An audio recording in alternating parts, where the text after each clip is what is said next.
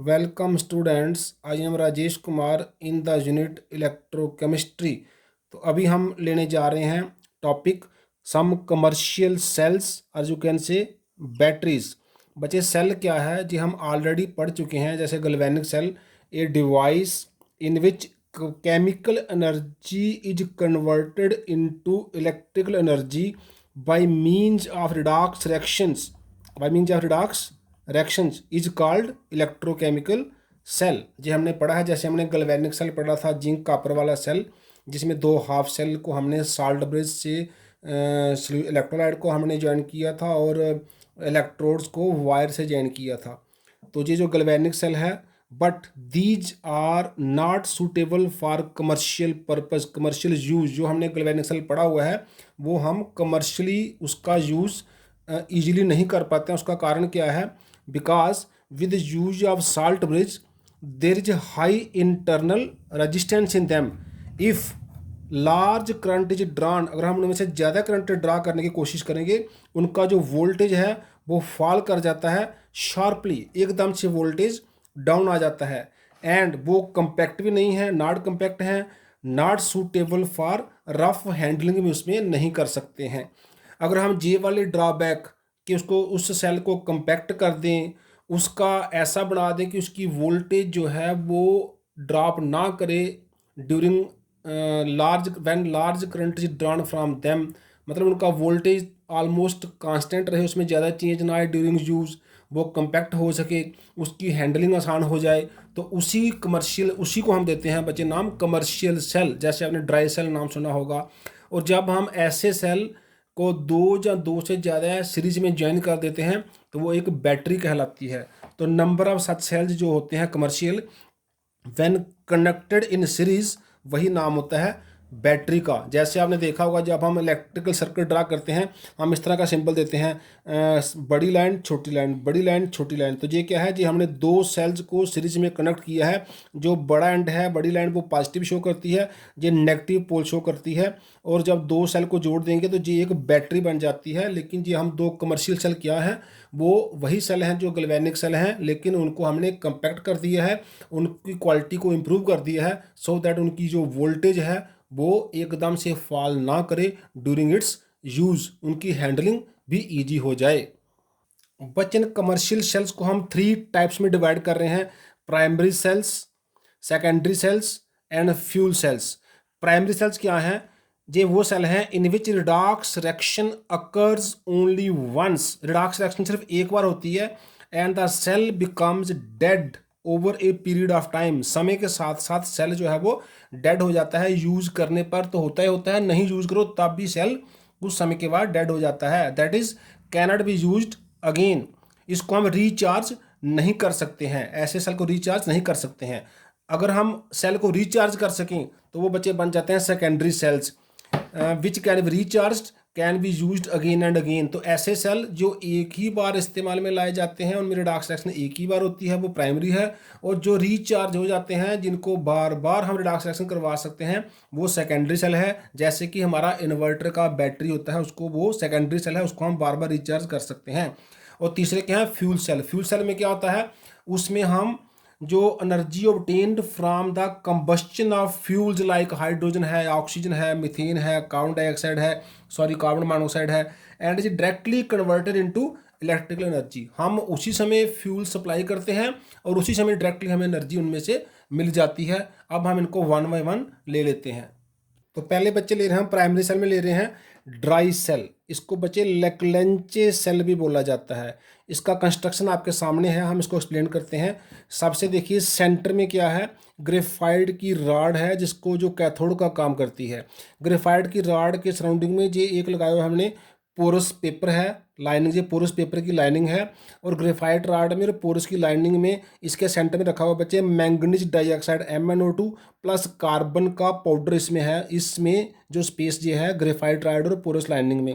और जो outer container है ये वाला, ये जिंक का बना हुआ है। तो ये है जिंक कंटेनर जो एनोड का काम करता है। और जिंक कंटेनर को भी बाहर से हमने कार्डबोर्ड से कवर किया है। कार्डबोर्ड कवर है जो जिसने जिंक कंटेनर को सेव करने के लिए कार्डबोर्ड लगाया हुआ है। और बॉटम जो है वो उसमें कार्डबोर्ड नहीं है, वो फ्री रहता है, सो दैट वहाँ से करंट फ्लो हो सके। ये नेगेटिव एंड बनता है जिंक वाला। और ये जो ग्रेफाइट राड है इसके ऊपर एक मेटल कैप रखी होती है, और ये मेटल कैप का एंड जो है वो हमारा पॉजिटिव पोल बनता है ऑफ द सेल। और जो स्पेस है between the this porous paper का और ग्रेफाइट जे वाला स्पेस जो है between porous paper lining means MnO2 carbon के पाउडर में, और जिंक का कंटेनर जो बचा है जे वाला स्पेस में इलेक्ट्रोलाइट लिया होता है। इलेक्ट्रोलाइट बच्चे क्या है, वो है एक अमोनियम क्लोराइड का और जिंक क्लोराइड का एक्वस पेस्ट है। एक्वस वाटर में उसका पेस्ट बनाया हुआ है जो इलेक्ट्रोलाइट का काम करता है। अगर आप कभी नए नए सेल को तोड़कर देखें, उसमें से एक लिक्विड निकलता है जो कंसनट्रेटेड सोल्यूशन होता है, पेस्ट की तरह होता है, वो अमोनियम क्लोराइड और जिंक क्लोराइड का एक कुछ सोल्यूशन होता है। वर्किंग कैसे होती है बच्चे इसकी, at anode oxidation takes place. जो जिंक सॉलिड फॉर्म में है वो 2 इलेक्ट्रॉन लूज करके जिंक आयंस बन के वो सोल्यूशन में चला जाता है। और एट कैथोड क्या होता है, जो मैंगनीज डाइऑक्साइड है वो अमोनियम के साथ मिलकर जो अमोनियम इलेक्ट्रोलाइट में से निकलते हैं 2 इलेक्ट्रॉन गेन करते हैं, वो मैंगनीज ऑक्साइड बनाता है। Ammonia plus water. अब डिफरेंस क्या है बच्चे, जहाँ पर मैंगनीज डाइऑक्साइड में Mn का जो ऑक्सीडेशन नंबर है वो +4 है, और डाई मैंगनीज ट्राइऑक्साइड में Mn का जो ऑक्सीडेशन नंबर है वो +3 है। मीन्स Mn का +4 से +3 में नंबर का चेंज हो रहा है। दैट मीन्स एक Mn जो है 1 इलेक्ट्रॉन का गेन कर रहा है, तो 2 Mn 2 इलेक्ट्रॉन का गेन कर रहे हैं। बच्चे जो अमोनिया निकलता है बीच में से, ये अमोनिया सेल को डिस्ट्रॉय कर सकता है। तो जो जिंक क्लोराइड ऐड किया हमने, जैसे ये जिंक क्लोराइड ऐड किया है, वो जिंक क्लोराइड इस अमोनिया के साथ मिलके कम्प्लेक्स बना देता है।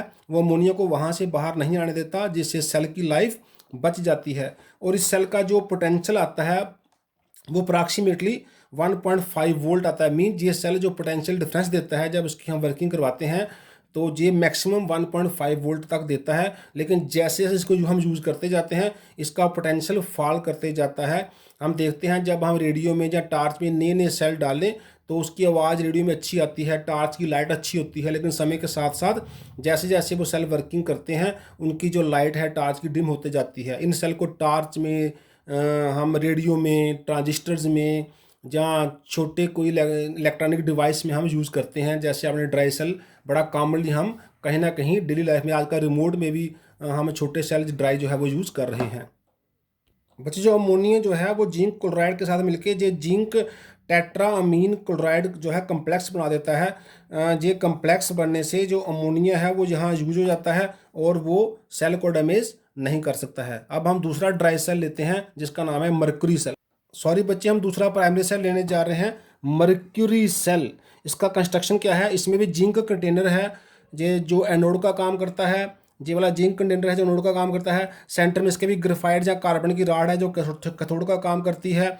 और इसमें जो इलेक्ट्रोलाइट क्या है वो HgO मर्करी ऑक्साइड और पोटाशियम हाइड्रोक्साइड का एक्वस सोल्यूशन है, वो भी paste of aqueous solution of mercury oxide and sorry potassium hydroxide, वो इलेक्ट्रोलाइट है। और पोरस लाइनिंग जो है वो इलेक्ट्रोलाइट को और दिस एनोड को सेपरेट करती है। ये है पोरस पेपर सेपरेटेड, जो डॉटेड लाइन शो की है। तो ये मर्करी सेल की कंस्ट्रक्शन है। वर्किंग में क्या होता है, एट एनोड जो जिंक हमारा कंटेनर है वो सॉलिड फॉर्म में वो 2OH जो इलेक्ट्रोलाइट के आयन है वहाँ से मिलके जिंक ऑक्साइड बनाता है, वाटर रिलीज करता है, 2 इलेक्ट्रॉन रिलीज करता है। जहाँ क्या हो रहा है, जिंक 0 ऑक्सीडेशन स्टेट से +2 स्टेट में जा रहा है। मीन जिंक 2 इलेक्ट्रॉन का लॉस कर रहा है, मतलब ऑक्सीडेशन कर रहा है।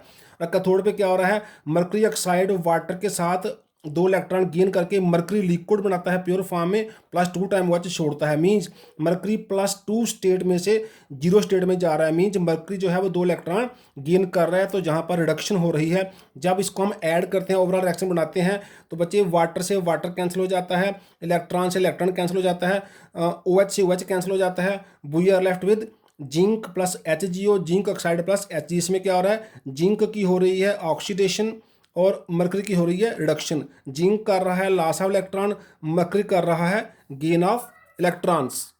इसका जो बच्चे वोल्टेज आता है, ई सेल आता है, वो अप्रॉक्सीमेटली 1.35 वोल्ट है। इसका जो ई सेल है वो 1.35 वोल्ट है। और जे सेल ड्राई सेल से बेटर है क्योंकि it does not involve any ion whose concentration में चेंज। जैसे आप देख सकते हैं 2 OH जहाँ कंज्यूम हो रहे हैं तो 2 OH जहाँ प्रोड्यूस हो रहे हैं। दैट मीन्स जी दोनों कैंसिल हो जाएंगे, जो जहाँ कंज्यूम होंगे जहाँ प्रोड्यूस हो जाएंगे। So there is no change in the concentration of any ion, therefore this cell gives a constant potential of 1.35 volt. जे ड्यूरिंग इट्स लाइफ टाइम इसका वोल्टेज 1.35 ही रहता है, ऐसा ड्राई सेल में नहीं है। जैसे मैंने आपको बताया था ड्राई सेल में क्या होता है, वोल्टेज समय के साथ साथ कम होता जाता है, लेकिन इसमें ऐसा नहीं है, इसमें वोल्टेज ऑलमोस्ट कांस्टेंट रहता है ड्यूरिंग इट्स लाइफ टाइम। लेकिन इसका एक ड्रॉबैक क्या है कि इसमें जो मरकरी निकल रहा है, अगर हम इसको ऐसे फेंक देंगे तो इट में पल्यूट द एनवायरनमेंट, जो एटमॉस्फेयर को खराब कर सकता है। इसलिए जब सेल को हम जब ये सेल स्पेंट हो जाता है, जब ये सेल डेड हो जाता है,